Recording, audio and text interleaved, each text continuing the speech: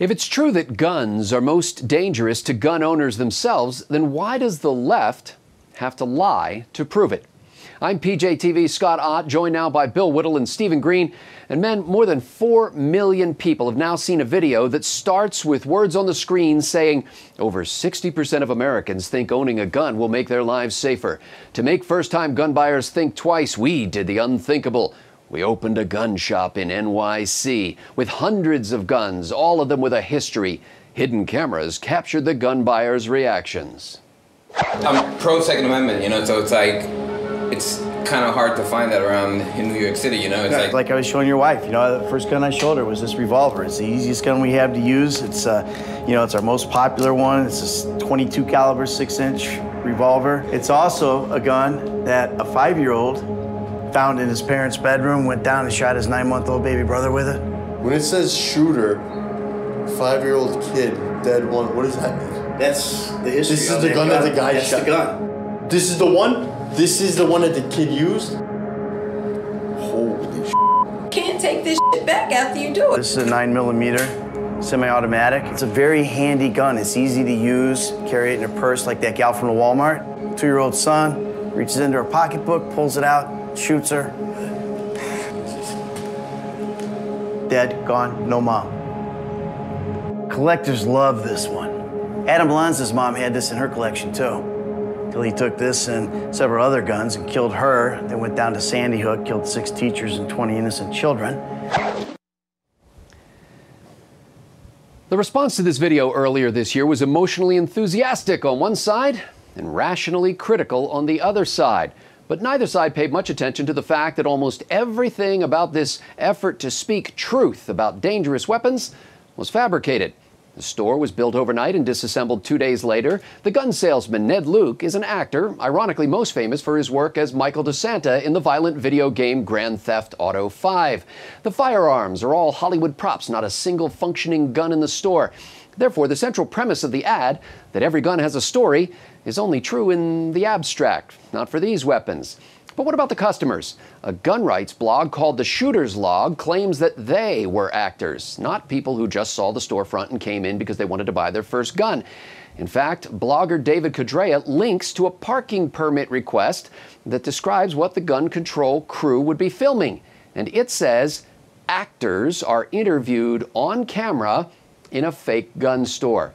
Now, I contacted States United to Prevent Gun Violence that made the video, and communications director Kathy Wittenberg told me, quote, the only actor in the video was the man behind the counter. All other persons were selected from a focus group by a marketing research firm. They were not actors and were not given any sort of script. In a follow-up email, Kathy told me nobody walked in off the street, but she claims they were all people who had recently expressed interest in purchasing a firearm. Now, Stephen Green, don't you agree that sometimes the truth needs a little help? I mean, what's the difference between this and a guy who, say, writes fake news stories for a political satire site to make his point? If you like the plan you have, you can keep it. Nobody's going to take your doctor away. Is there one damn thing the progressive left can get its way on without lying its ass off? And the answer is no.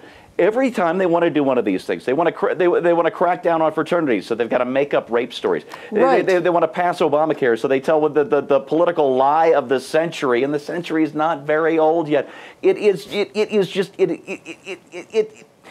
I'm thinking of Mad Men. The opening credits of Mad Men when Don Draper is descending from the skyscraper. That's it. It's pushed out of the skyscraper of lies, and that's all it is from top to bottom to the big crack. Not one damn thing is true in that video. Fake guns, fake story, fake seller, fake what? It's all fake. That's all they have left. They're done. Shine the bright light of reality on these people, and we win every time. Don't put up with these lies, please, people. Now, this sincerely concerned gun control group could have posted a video that said something like, we assembled a focus group, selected some participants from it, and then fooled them into thinking they were going gun shopping to prove our point. But Bill Whittle, let's face it, that facially honest approach would never have reached 4 million people on YouTube. Don't you agree that the ends, the life-saving ends, justify the means in this case?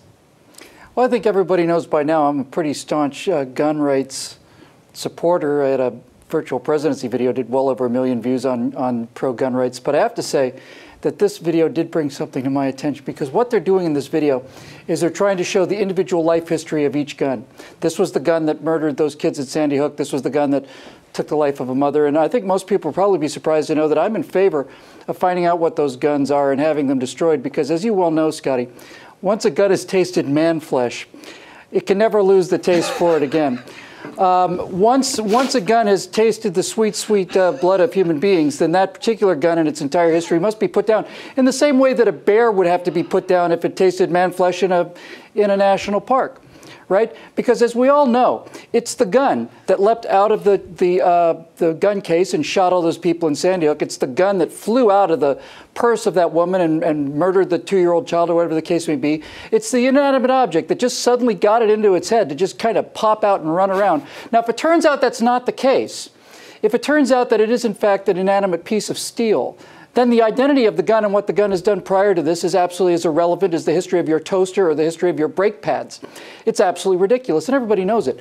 But what they're trying to do, you see, is by demonizing the gun instead of by the shooter, instead of saying that this woman was reckless by leaving a loaded gun in her purse that a 2-year-old could fire, or whatever the case may be, they're taking the responsibility away from the people, placing it on an inanimate piece of steel, and creating this narrative that the gun is the problem, when everybody knows the gun isn't the problem. The gun is a tool. It's a weapon. If it's used to defend somebody's life, it's a good gun. If it's used to take somebody's life, it's a bad gun. And the gun can be a good gun and then a bad gun and back and forth all day long. It just doesn't matter. Because if we were talking about the stories, if we were talking about the individuals and the basis for these actual stories, you know, the stories about the actual people, not about this inanimate piece of steel, then their case would fall apart, which is why they have to lie and welcome to the age of Obama. By the way, that was the crappiest gun store I've ever seen in my life. I mean, honestly, all you had to do, anybody walk in there and goes, "What is this? Is this a prop store? What's in back there? Is that where the guys with the microphones are? What have you got there on display there, champ? 6, 7, 10? I don't know." But nobody believes they're selling AR-15s in New York City in the first place, right? I mean, come on. How stupid do you have to be? You have to surrender your weapons before you get off the plane at John F. Kennedy Airport. It's just, yeah, whatever. Simple-minded progressives buy it. The rest of us go, nah. Yeah. Well, late this morning, I spoke with one of the producers that was hired to make this video. He said he had a non-disclosure agreement with the ad agency that made the video, and that his business isn't primarily political, and therefore he couldn't even tell me whether he had applied for a city permit. So here's my disease, and maybe you have this condition as well. The first time I watched this video, my thoughts were these. Look at the size of that muzzle. That's not a .22 revolver.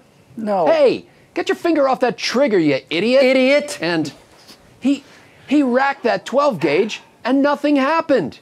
Not to mention all the times I said, nonsense, baloney, yeah, right, and stuff like that.